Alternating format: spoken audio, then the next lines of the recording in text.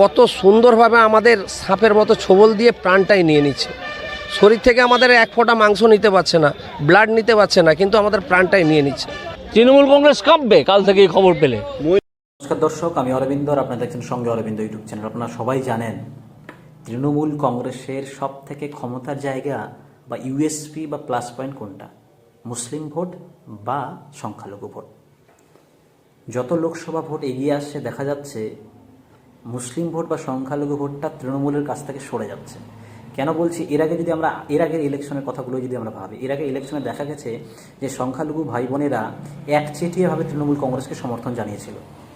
কিন্তু এখন দেখা যাচ্ছে লোকসভা ভোট এগিয়ে আসার সাথে সাথে সেই তৃণমূল কংগ্রেসের একচেটিয়া সংখ্যালঘু ভোটটা কিন্তু আর তৃণমূল কংগ্রেসের কাছে থাকছে না, তৃণমূল কংগ্রেসের কাছ থেকে সরে যাচ্ছে। আমরা দেখতে পাচ্ছি কিছু মুসলিম ভাই বোনেরা বিজেপির দিকে শিফট হয়ে যাচ্ছে। আমরা দেখতে পাচ্ছি কিছু মুসলিম ভাই বোনেরা শিফট হয়ে যাচ্ছে সিপিএম কংগ্রেসের দিকে, বাম কংগ্রেসের দিকে। তাহলে এই যে একচেটিয়া ভোটটা আর থাকছে না তৃণমূল কংগ্রেসের কাছে সংখ্যালঘু ভোটটা, সেটাই কিন্তু সব থেকে বড় মাথা ব্যথার কারণ, চিন্তার কারণ হয়ে দাঁড়িয়েছে তৃণমূল সুপ্রিমো মমতা বন্দ্যোপাধ্যায়ের কাছে। আর সেই জন্যই আমরা দেখতে পাচ্ছি যে মমতা বন্দ্যোপাধ্যায় ভালো মতোই বুঝে গেছেন যে সংখ্যালঘু ভোটটা যেহেতু ভাগাভাগি হয়ে যাচ্ছে, সুতরাং শুধু সংখ্যালঘু ভোটের উপর নির্ভর করে আর লোকসভা ভোট জেতা সম্ভব নয়। সুতরাং সংখ্যাগরিষ্ঠের ভোটটাও গুরুত্বপূর্ণ, সাথে সাথে তার সংখ্যাগরিষ্ঠের ভোটটাকেও বাড়াতে হবে মুসলিম ভোট ছাড়াও। সেজন্য তিনি দেখতে পাবেন, আপনারা হয়তো দেখেছেন যে উত্তরবঙ্গে ভোট প্রচারে এসে মুখ্যমন্ত্রী মমতা বন্দ্যোপাধ্যায় নিজেকে কিভাবে হিন্দু প্রমাণ করার চেষ্টা করছেন বা নিজেকে হিন্দু বলে জাহির করার চেষ্টা করছেন, এবং তিনি নিজের টাইটেল যে ব্যানার্জি, সেই ব্যানার্জি টাইটেলটা তুলে দেওয়ার কথাও পর্যন্ত বলেছেন। মুসলিম ভোটটা যে তৃণমূল কংগ্রেসের কাছ থেকে সরে যাচ্ছে, কেন বলছি দর্শক? আপনারা জানেন, হয়তো দেখেছেন হয়তো, যে গত শনিবার তমলুক লোকসভা কেন্দ্রের আন্ডারে মানে মেদিনীপুরের মেচেদায় বিজেপির যে সংখ্যালঘু মোর্চা, সেই সংখ্যালঘু মোর্চার মধ্যে আমরা দেখেছি বিশেষ করে কি দেখা গেল যে সংখ্যালঘু মোর্চার মধ্যে অনেক মুসলিম ভাই বোনেরা যারা বিজেপির সপক্ষে জনসমক্ষে মিডিয়ার সামনে এসে তৃণমূলের বিরুদ্ধে ক্ষোভ উগরে দিচ্ছেন। মানে বোঝা যাচ্ছে তারা বলছেন যে এতদিন Trinamool Congress BJP citizenship amendment অ্যাক্টের জুজু দেখিয়ে, বিজেপির ধর্মের ভয় দেখিয়ে, ধর্মের নামে বিজেপি থেকে দূরে সরিয়ে রেখেছিল তৃণমূল কংগ্রেস সংখ্যালঘু ভোট ভাই বোনেদের। কিন্তু সেই জায়গা থেকে দেখা যাচ্ছে সংখ্যালঘু ভাই বোনেরা বিজেপির দিকে সরে যাচ্ছে।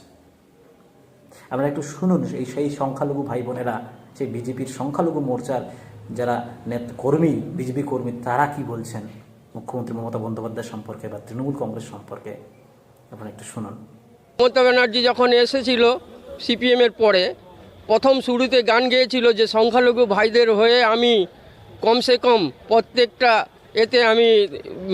প্রত্যেকটা মানুষকে আমি প্রত্যেকটা থানাতে কমসে কম 30% চাকরি দেব।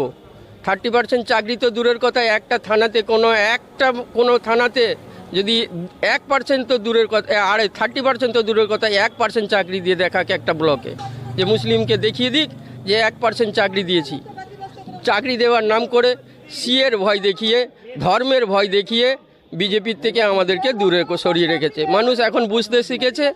এখন বিজেপি যে ভালো দল, আমাদের উন্নয়নের দল, সেই হিসেবে বহু সংখ্যালঘুর মানুষরা বুঝে গেছে, আর তৃণমূলের ভাওতায় পড়বে না। উনি যে সুবিধাগুলো দেয়, খুব লক্ষ্য করে দেখবেন, আমাদের যে উৎসবগুলো আসে উনি মুসলিম সেজে যায়। আমরা যে কোনো একটা সিনেমা দেখি যে নায়কের দেখে আমরা তালি বাজাই, কিন্তু খলনায়কের দেখে আমরা খুব দুঃখ পাই। তারপরে দেখি যে একই টেবিলে দুজনে বসে একই সিগারেট টানছে। তো ঠিক সেইভাবে এই যে মমতা ব্যানার্জি বলুন আর এনার ভাইপো বলুন, এনারা এখানকার একবারে নায়ক আর খলনায়ক দুটোই একসঙ্গে। এত ভয়াবহ, যদি জানতে পারে মানে বলে বোঝানো যাবে না। অনেক মুসলিম তারা আসতে পারছে না। কেন? আমরা তো কি বলে যে একটা ইট দেখেছেন তো, ইট যতক্ষণ কাঁচা থাকে তার কোনো কাজ থাকে না। একবার আগুন পেয়ে যাওয়ার পরে তাতে পুরো নদী যদি জল দিয়ে দেন, ইট থাকবে। তো আমরা এরকম তাপ খেয়ে নিয়েছি, ও আর আমাদের কিছু করতে পারবে না। যে মুসলিম ভাইগুলো এখন ওই কাঁচা ইটের মতো আছে, তাকে একটু তাপ দিতে হবে, তাহলে তারা বুঝতে পারবে যে না, কত সুন্দরভাবে আমাদের সাপের মতো ছোবল দিয়ে প্রাণটাই নিয়ে নিচ্ছে।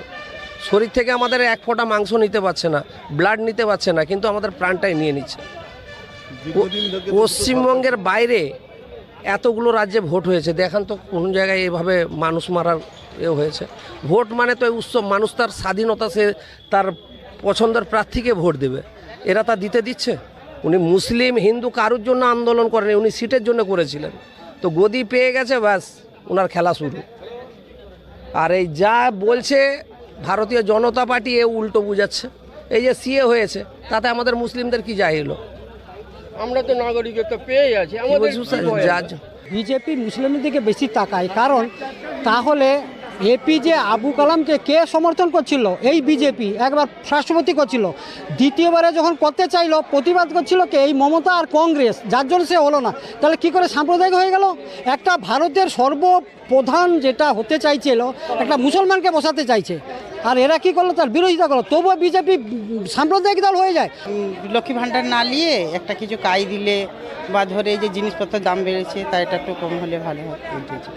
টাকাটা চান না, টাকার বদলে অন্য কিছু হলে ভালো হয়। দেখুন, সংখ্যালঘু ভাই বোনেরাও এখন বুঝে গেছে যে ভোটের নামে কিভাবে তাদেরকে মুরগি বানানো হয়, কিভাবে তাদেরকে ইউজ করা হয়, কিভাবে তাদেরকে ভোটের সময় শুধু ব্যবহার করা হয়। সংখ্যালঘু ভাই বোনেরাও কিন্তু এখন রাজনৈতিকভাবে অনেক সচেতন, তারা বুঝতে পারছেন যে তৃণমূল কংগ্রেস তাদেরকে ব্যবহার করছে।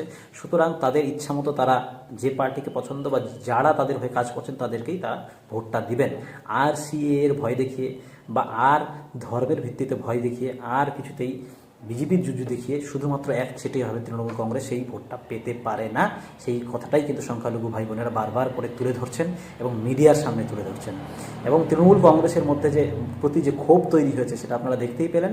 এবং তমলুক লোকসভা কেন্দ্রে বিজেপির প্রার্থী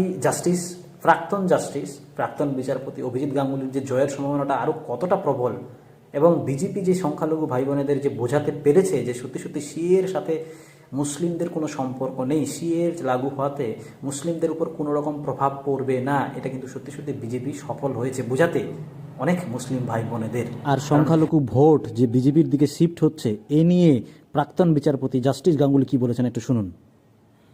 ভয়ঙ্কর সাড়া, ভয়ঙ্কর। তৃণমূল কংগ্রেস কাঁপবে কাল থেকে এই খবর পেলে। তাদের তো চরেরা ছিল, আমরা তো জানি তাদের চরেরা ছিল, ওদের স্পেশাল ব্রাঞ্চ ছিল, তাদের কাছ থেকে খবর পাবে আর দেখবেন এরা কাঁপছে, ভয়তে থরথর করে কাঁপবে। মহিলারা অনেকে আর্জি জানিয়েছেন, শুধু আর্জি নয়, মহিলারা তাদের সমস্যার কথা সরাসরি বলেছেন।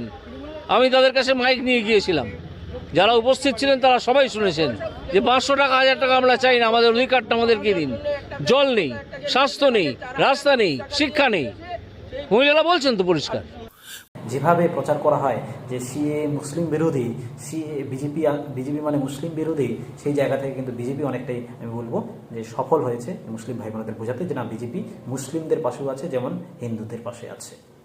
এবার দেখা যাক ভোটের ফলাফল কি হয়। মমতা বন্দ্যোপাধ্যায়ের চিন্তা তো হবেই বা না কেন, কারণ জিততে গেলে তো সংখ্যালঘু ভোটটা লাগবে।